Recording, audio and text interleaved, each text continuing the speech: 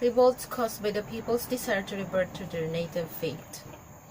The first revolt is the revolt of Tamblot in Bohol in 1621 to 1622. The cause of this revolt was the return to their native religion or their faith.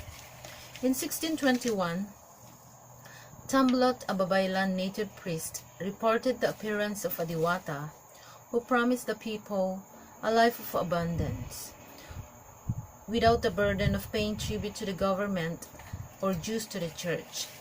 He persuaded the natives to abandon the Catholic religion and rise against the Spaniards. Around 2,000 Boholanos responded to Tamblot's call.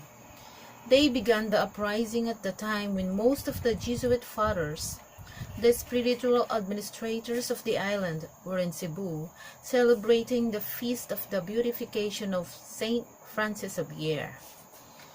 They burned the villages being supervised by the Jesuits as well as their churches. They threw away all rosaries and crosses they could find. News of the revolt reached Cebu. Don Juan de Alcarazo, the alcalde mayor, sent immediately an expedition to Bohol, consisting of 50 Spaniards and more than 1,000 natives from Cebu and Pampanga. In the midst of the heavy downpour, Tamblot and his followers were burned. Bancal's revolt to Leyte in 1622.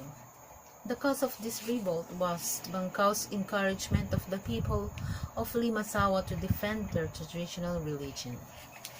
The leader of this rebellion was the aged chieftain of Limasawa, whose name is Bancal, who was one of the first local leaders who received Miguel Lopez de Legazpi in 1565. He had been previously converted to Christianity and became loyal to Spain. But in his old age, Bancal, together with his sons and a native priest named Pagali, led the people of Carigara Leyte to rise in arms in defense of old religion. Soon they had the whole island into armed resistance. The rebels destroyed church property and erected a temple to their Diwata. Father Melchor de Vera, a Jesuit, went to Cebu and warned the Spanish authorities of the uprising. Alcalde Mayor Alcarazo sent a fleet of 30 vessels, manned by hundreds of Cebuanos and some Spaniards, arquebusiers to Leyte. The rebels were offered peace, but they turned it down. The Spanish Filipino forces pursued them in the hills and defeated them. Bancal, together with his men and Pagali, perished in the battle. Soon, his second son was beheaded as a traitor. His daughter was taken as captive. Bancal's head was placed on a stake as a public warning to generate fear among the natives. Our next revolt is Tapar's revolt in Panay in 1663. The cause of this revolt was the killing of followers of Tapar's religious cult by the prior of Otan Panay. The prevalent misdemeanor of Spanish priors alienated countless natives from the Catholic faith. Tapar, a native of Panay, wanted to establish a religious cult in Otan Panay. He attracted many followers with his stories about his frequent conversations with a demon. Tapar and his men killed in a bloody fight against the Spaniards along with native volunteer soldiers. Their corpses were impaled on stakes. The other revolt is the Goy's revolt in 1774 to 1829, and the cause of this revolt was the liquidation of Father Giuseppe Lamberti and other Spanish priests, triggered by the refusal of the church to give Christian burial to Francisco de Gojoy's brother. Father Gaspar Morales denied Francisco de Gojoy's brother a Christian burial because the latter died in a duel. De Gojoy argued that his brother's burial was the responsibility of the Jesuit fathers because he had died carrying out the missionaries' order to arrest an apostate. The priest refused to bury De Gojoy's brother unless the proper limosnas or church offerings were given. The body was left decomposing for 3 days. Humiliated by this tragic incident, the Gohoy got mad and incited the natives of Bohol to revolt. He took around 3,000 men and women to the uplands of Talibon and Inabangan. He set up a self-sustaining community far from the Spanish authorities. The Gohoy's community grew in number as more people fled to hills to avoid being recruited by the government to join its expeditions in northern Mindanao, as well as to avoid the harsh impositions of the government. The Gohoy and his men raided the Jesuit estate of San Xavier. Then they killed the Italian Jesuit curate in Jagna, Father Giuseppe Lamberti, in 1744. Because of the killing, the Spanish authorities tortured and killed the Gohoy's future father-in-law and the porter of the Church of the Slain Christ. The death of the innocent porter drove more people to join the Gohoy's group. Shortly afterwards, Father Morales was killed in cold blood. Bishop Miguel Lino de Espeleta of Cebu tried to pacify the rebels through negotiations. The plan to send secular priests to Bohol was not carried out. A 20-year deadlock set in. The community continued to subsist without outward sign of rebellion. 20 Spanish governors from Gaspar de la Torre in 1739 to 1745 to Juan Antonio Martinez in 1822 to 25 tried to stop the rebellion but failed. In the 1740s and the 1750s, the Spanish government was preoccupied with the Muslim raids. In 1829, the rebellion finally ended when Governor Mariano Ricafort pardoned 19,420 survivors and permitted them to live in the new villages. Nothing has been heard on how the Gohoy died.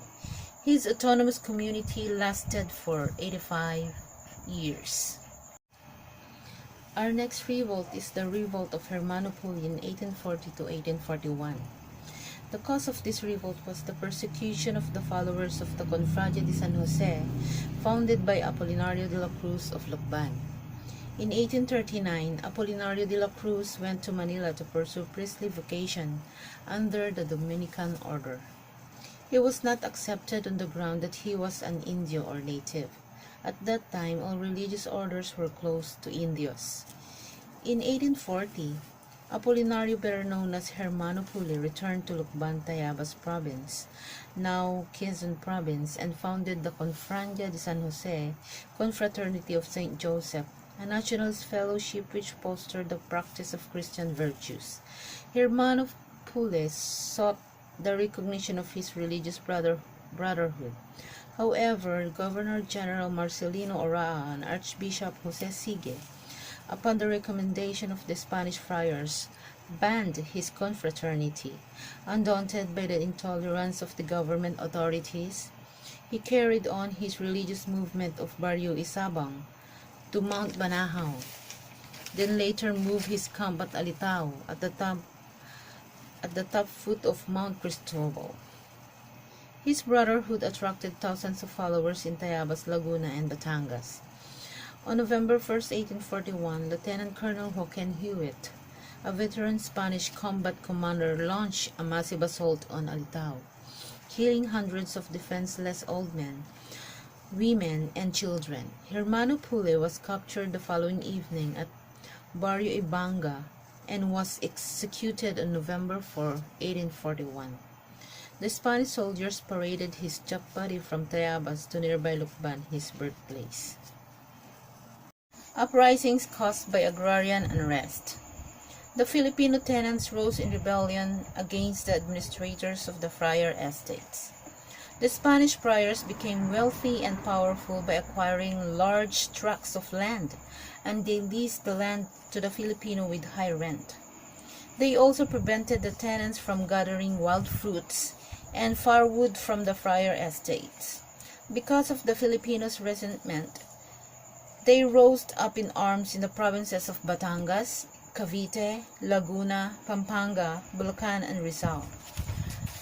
The Spanish government sent out troops to kill the uprisings, and the uprisings were put down, but the agrarian problem still remained even after the Spanish regime. Failure of the early resistance to Spanish colonial rule. The early revolts against Spanish rule failed for a number of reasons. Romero et al. 1978. Romero et al. 1978 is a Philippine society then was feudalist as a consequences of the encomienda system imposed by the colonizers. Ang mga factors po kaya nag-failed ang ating revolts against Spanish is owing to sectional jealousies, lack of communication in the provinces, wala po tayong masyadong komunikasyon, and the absence of national leadership. Wala pa po kasing pangulo noon, kaya wala pa pong namumuno. At nagpapatupad ko ano yung mga dapat gagawin natin. So, the revolts against Spanish rule did not succeed. The people were not united in their struggle against the colonizers due to archipelagic nature of the country and the lack of communication facilities. So, isa rin po ay wala po tayong pasilidad at ang archipelagic nature of the country. Dahil nga po pulo-pulo ang ating bansa, kaya mahirap pong makipagkomunikasyon. Revolts against Spanish rule were fragmented. Ang mga nag-aalsa po ay kalat-kalat, disorganized, and sporadic. Kaya minsan lang po silang mag-communicate, kaya po hindi po sila nagkakaintindihan. Irregular or random instances lang po silang nakikita-kita. This unity was enhanced with Spain's implementation of the policy of divide et impera.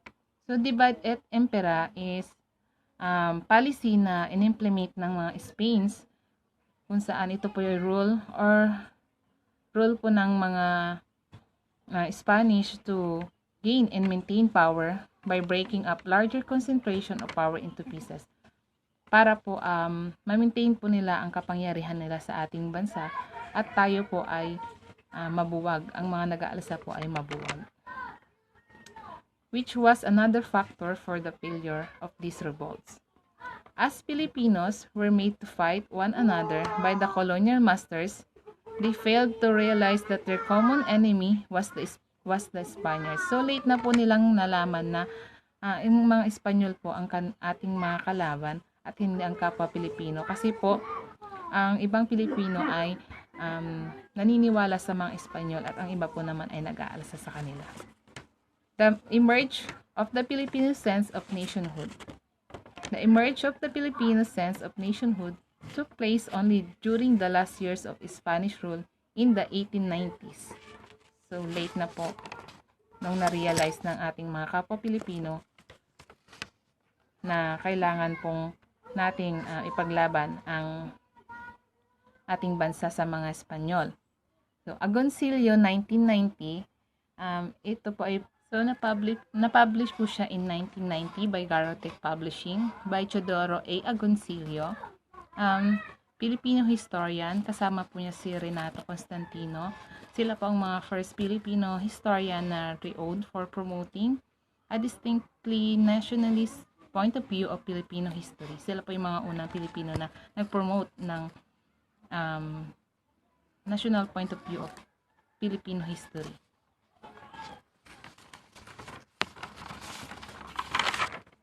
So, this development in 19th century can be attributed to the following factors.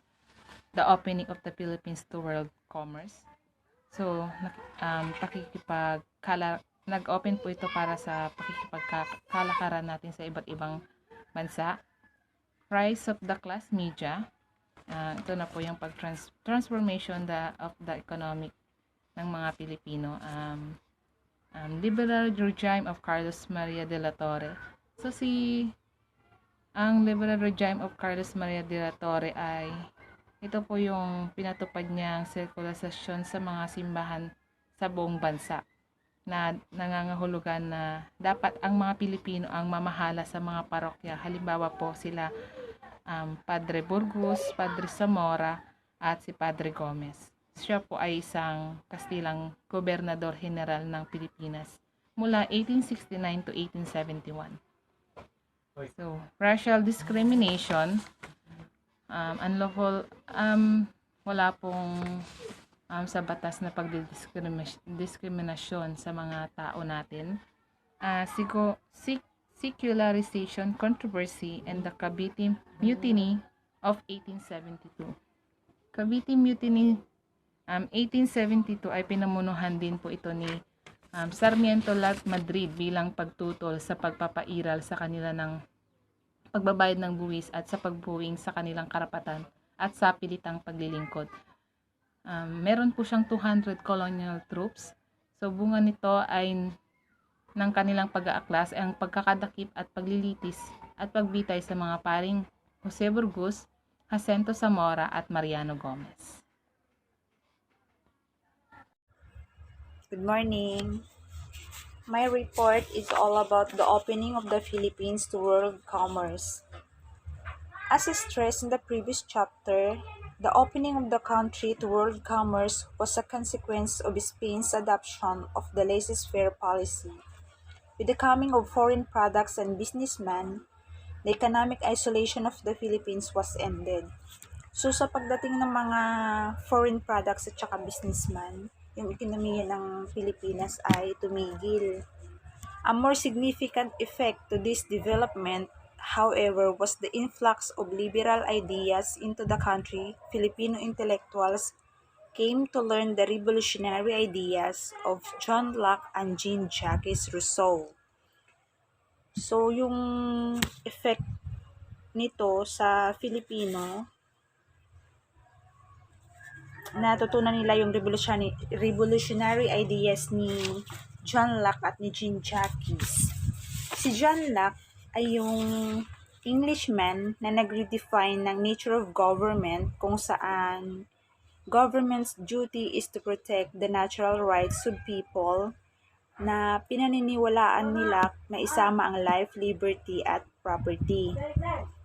Si Jean-Jacques Rousseau naman believes that good government must have the freedom of all citizens as its most fundamental objective. From their contact with the peninsular Spaniards, Filipino intellectuals learned Locke's theory of revolution and Rousseau's social contract theory. They learned that people could overthrow a government that is not working for their good of the governed. Ito yung Locke's theory or Locke's theory or revolution ideas na they learned that people could overthrow a government that is not working for their good. Likewise, they realized that a government is an agreement between the ruler and the ruled to govern for the welfare of the ruled. Ito naman yung Rousseau's social contract theory. Other liberal ideas of the Filipinos learned included the following: equality before the law, freedom of speech, freedom of religion, freedom of assembly, protection of human rights, representation in the legislature, and sovereignty of the people. As a result, many Filipino intellectuals started to wonder at the deplorable conditions of the country. They began discussing political issues and started clamoring for reforms in the government. Parang naghanap na sila ng reforma sa government. Yun. So, next is all about the rise of the class media. The rise of the class media or the middle class can be traced to the prosperity of the relatively small class of mestizos and the principalia of the ruling elite who benefited from the opening of the country to foreign commerce and trade. Parang sila yung nakinabang sa pag-open ng country to foreign commerce. Principalia, sila yung they are usually the educated upper class in the pueblos of Spanish and Philippines. Families which prospered during their time were able to send their sons for an education in Europe. Being educated in Europe, these sons of prosperous families were able to see the basic differences between European and Filipino society. Moreover, being able to witness the more progressive states in the continent, these European educated Filipinos become disillusioned with Spain. From their ranks emerged the Filipino who clamored propagandists who clamored for changes and reforms in the Philippines. Next is liberal regime of Carlos Maria de la Torre. The fall Queen Isabella and the triumph of liberalism in Spain in 1869 resulted in the appointment of Carlos Maria de la Torre as Governor-General in the same year. With his assumption into office as the chief executive of the country, de la Torre demonstrated his democratic and liberal philosophy of governance. He encouraged the aspirations of the reformists and abolished the censorship of the press. Reform commissions were set up and public discussion took place in the newspapers for the first time. To express satisfaction and joy for the leadership of De La Torre, some people serenaded him for the night of July 12, 1869. So ito yung tinatawag ng Liberty Serenade of 1869. This development was something the friars then did not like. For the first time, the Filipinos were allowed to talk about freedom and democracy openly. Ayun. So, si Carlos Maria de la Torre, undoubtedly, his liberal regime is to encourage the Filipinos to discuss public issues and secure reforms. Yun pala ang liberal regime of Carlos Maria de la Torre. During his term of office, freedom of speech and of the press as guaranteed by the Spanish Constitution was recognized. Freedom of speech and of the press as guaranteed by the Spanish Constitution was recognized. So, doon na na-recognize yung freedom of speech. As a consequence of his liberal policy, Father Burgos and other Filipino clergy were motivated to work for the Philippinization of parishes throughout the country. With the restoration of the Spanish monarchy in 1870 and the return of conservation in Spain, De la Torre was removed from the office and replaced by the reactionary Rafael de Izquierdo, who boasted that he came to the Philippines with a cross on one hand and a sword on the other. Oh my gosh. So, with the restoration of the Spanish monarchy in 1870 and the return of conversation in Spain, naalis si De la Torre at na-replace naman siya ng reactionary na si Rafael de Izquierdo, who boasted that he came to the Philippines with a cross on one hand and a sword in the other. Yun lang po yung report ko. Maikli. Thank you. Racial discrimination. Another factor that contributed to the development of Filipino sense of nationhood is the racial discrimination. The Spaniard considered the Filipino as an inferior race and sarcastically labeled as Indios. Discrimination against the Filipino was prevalent in the universities and colleges, government offices, church, and court of justice. Fray Miguel de Bustamante, entitled as Tandang Basyong Makunat, portrayed the Filipino as an individual with low mental ability, incapable of acquiring European education, and fitted only to work in the field and be a Carabao.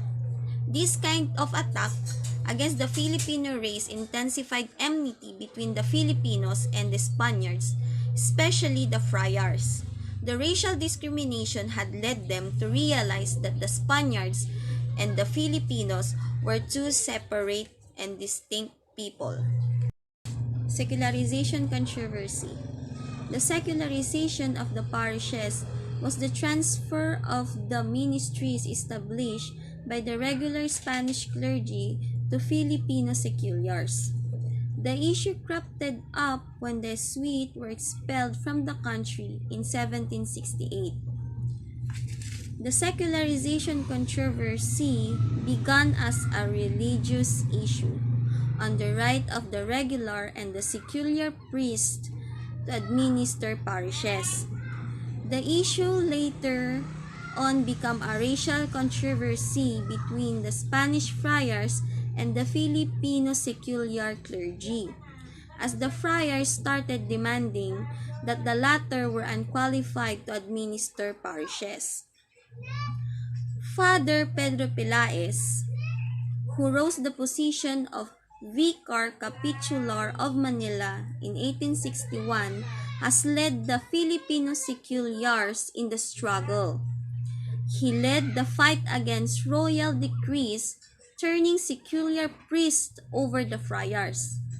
The controversy was worsened when the Jesuit has returned in the Philippines in 1859. With the return of the Jesuit, parishes under Filipino regulars in Manila were turned over to Recollects in exchange for the parishes held by the same missionary group in Mindanao. Father Pilaes appealed to Queen Isabella II for ecclesiastical equality between the Spanish regulars and the Filipino seculars would have no hope of becoming parish priests again. With the death of Father Pilaes in 1863, the struggle for equality was temporarily halted. Father Burgos continued the struggle started by his former professor. He exerted all effort to defend the Filipino clergy from the attacks by the Spanish regulars. He asserted that the Filipino priests were qualified to administer the parishes. He defended the move undertaken by the Archbishop Gregorio Melton Martinez in training the Filipino seculars to become good parish priests. He appealed to the Spanish Queen to give the Filipino priests the chance to prove that they could equal the Spanish regulars. He argued the secularization in conformity with the canon law and the discipline of the Catholic Church, and the preferential right of the secular clergy to the parishes in the Philippines. The secularization controversy led the unification of the Filipino clergy, which in effect strengthened their sense of identity. The former religious conflict took on racial overtones because of the friars and the Spaniards, and the secular were true-blooded Filipinos. For the first time, the word Filipino meant not only the Filipino Spaniards, now it included in the native clergy.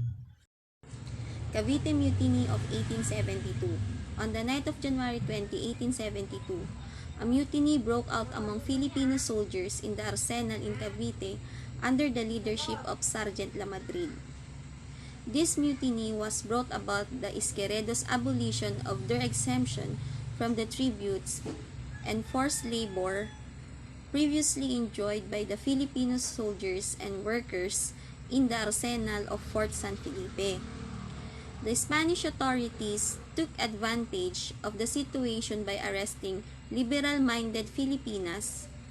9 Filipino priests were deported to the Marianas Island together with the 13 lawyers and businessmen. The incident was exaggerated by the Spaniards, particularly the friars, to implicate Father Jose Burgos, Father Mariano Gomez, and Father Jacinto Zamora, due to their active involvement in the campaign of secularization of parishes. These 3 Filipino priests were executed by garrote for alleged complicity in the rebellion. The Filipino deeply resented the execution of the Gumbursa owing to their innocence of the crime for which they were tried. They hailed the 3 Filipino priests as true martyrs of our fatherland. Their death made the Filipino realize the need of unity to end their miseries. The martyrdom of the Gumbursa was a turning point in the Philippines' history. It ushered in an era of peaceful campaign for reform to counter the evil of a Spanish regime known in our history as the propaganda movement.